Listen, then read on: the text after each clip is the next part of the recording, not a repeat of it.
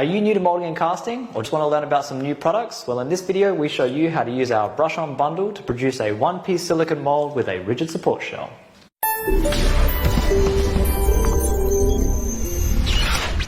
Hi, I'm Ryan here at Row Trading, and today we'll be going through the steps that you need to take to make a brush-on mold. We'll be using the MoldStar 20T for the silicone. This is included in our brush-on bundle. We'll be using the Thivex to thicken that silicone for the consecutive layers. We have mixing sticks, brushes, as well as the freeform air, which we'll be using to produce the rigid support shell. So, without further ado, let's get started. The first thing we need to do is secure our model to this board, and we want it to be in the center. So we're going to use a ruler and a marker to draw an X on the board, and this is going to allow us to glue the model in the center of the board. Now, to glue the model to the board, we're using hot glue. I found this is the best adhesive for this because you can actually use isopropyl alcohol to remove the glue from the model, and it basically just comes off like a band-aid. Now, the silicone we're going to be using for our mold is the MoldStar 20T, which is a platinum silicone with a 1:1 mix ratio by volume or weight. So here I am decanting part A, and here I am decanting part B. And you always want to make sure that you put your lids back on the containers as soon as you've decanted your material. And here I am giving it a stir, scraping the sides, scraping the bottom. It's not about how fast you mix, but how thoroughly you are when you're mixing. Now, when we apply it to our model, we're just going to start by drizzling a thin stream of silicone over the model, allowing gravity to pull that material to the base. And then we'll go in with a brush and we will just stipple that material into all of the details, and this is going to be our print coat. So this is the most important layer in the brush-on mold making procedure. And after 2 layers, this is what that looks like. So you can see it's being coated, but we need to make this even thicker using the Thivex thixotropic agent. So what we're going to be doing with this is thickening up the silicone and filling in our undercuts. So here you can see this sample. This is what silicone looks like with the Thivex added. But what we really want to do is smooth out all of the forms. So you can see he's got some fingers and under this hand here. So we want to be able to smooth this out. And that's so that the freeform air jacket doesn't lock onto our model. So that's what we'll do now.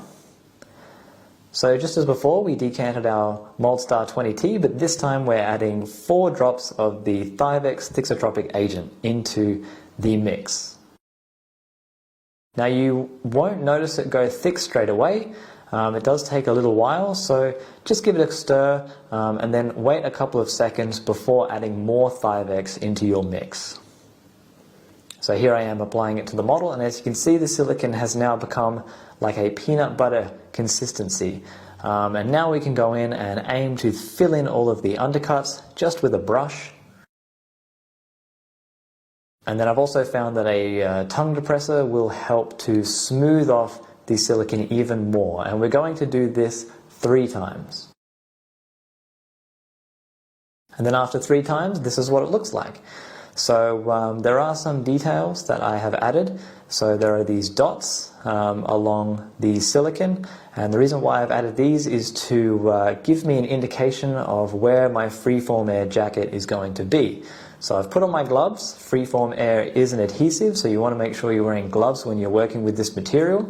It comes in these containers. This is what the material looks like. And it has a 1:1 mix ratio like the MoldStar 20T.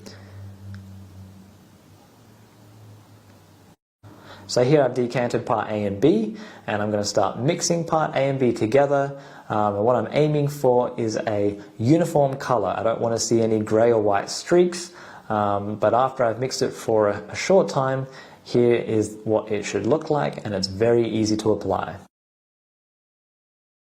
So the first thing I do is start applying small blobs of freeform air around the silicone, and as you can see I've cut some keys into the base there, and this is so that the freeform air jacket locks on to the silicone when we're casting. Now with the freeform air you do one half at a time, so here I'm going to do the first front of the jacket, then I will allow this to cure overnight. And before I put on the second jacket, I will apply a small amount of Vaseline onto the edge of the first jacket so that these can be removed. And after 24 hours, this is what it looks like. I did neaten up the edge with a paddle pop stick, as well as went around with my finger and smoothed off the freeform air, but it's still kind of lumpy. On the other side, you'll see that the freeform air is much smoother, and this is because I just dipped my finger in some water, and you can actually use your finger dipped in water to really smooth out the surface of the freeform air to get this very nice finish, and that just makes it easier to handle. Now here you can see the line where the two halves of the mold separate, so I need to drive a flathead screwdriver into this edge here and slowly pry the mother mold open.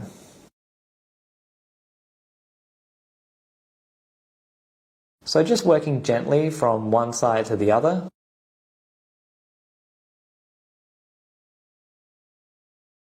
It really doesn't require that much force at all, and then you can remove the first half of the support shell. And the other side comes off even easier.